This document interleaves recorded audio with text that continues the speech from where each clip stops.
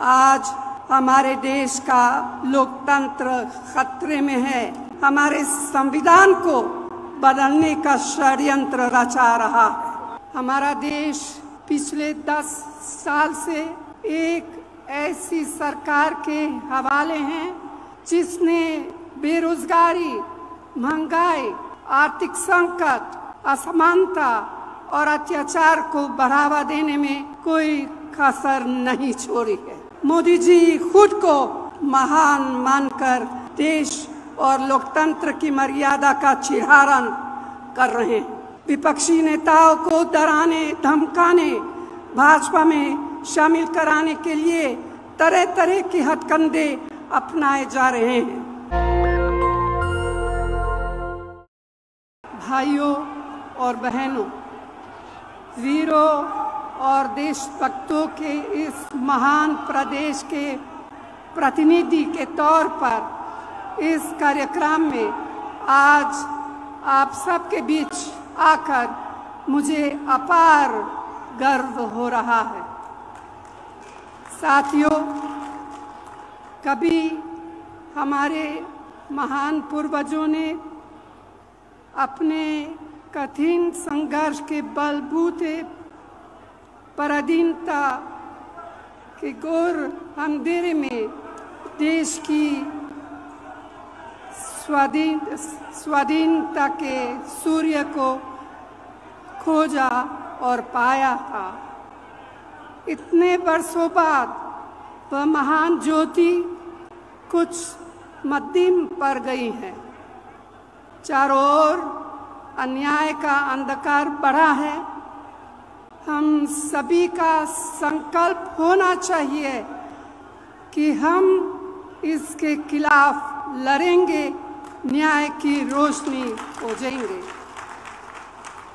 भाइयों और बहनों, हमारा देश पिछले 10 साल से एक ऐसी सरकार के हवाले है जिसने बेरोजगारी, महंगाई, आर्थिक संकट, असमानता और अत्याचार को बढ़ावा देने में कोई कसर नहीं छोड़ी है। इस मोदी सरकार ने जो जो किया है वह हमारे आपके सामने है।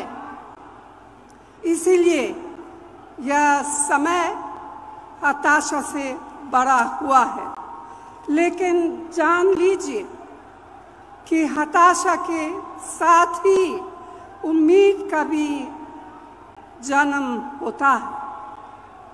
मुझे पूरा यकीन है कि कांग्रेस के हमारे साथी न्याय के दीपक को अपने सीने की आग से जलाएंगे और हजार आंधियों में उसे संभाल कर आगे बढ़ेंगे, क्योंकि यह देश सिर्फ चंद लोगों की जागीर नहीं है।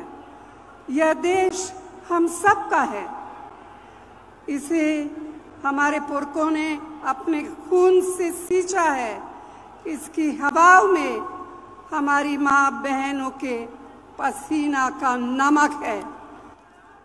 यह देश हमारे बच्चों का आंगन है।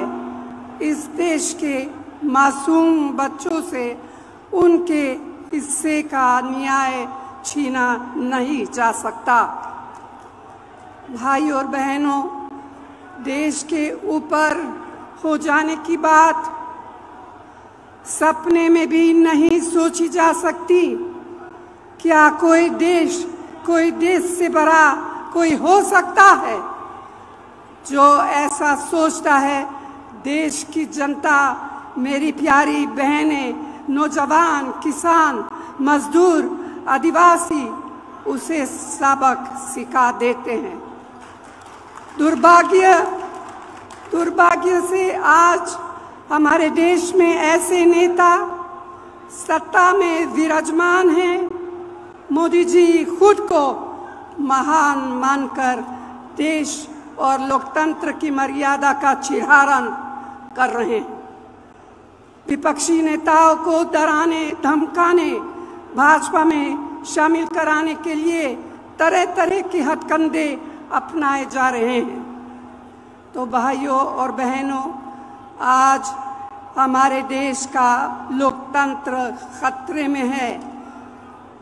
मेहनत से कड़ी की गई लोकतांत्रिक संस्थाओं को राजनीतिक सत्ता का हथियार से बर्बाद किया जा रहा है। यही नहीं, हमारे संविधान को बदलने का षड्यंत्र रचा रहा है। पूरे तंत्र में भय बताया जा रहा है। यह सब क्या है? ये तो तानाशाही है और हम सब इस तानाशाही का जवाब देंगे। आज रोज की कमाई से खाने पीने का सामान तक जुटा पाने मुश्किल है। मेहनतकश कामगार के परिश्रम का मोल कम होता जा रहा है। रसोई की महंगाई बार बार मेरी बहनों की अग्नि परीक्षा ले रही है।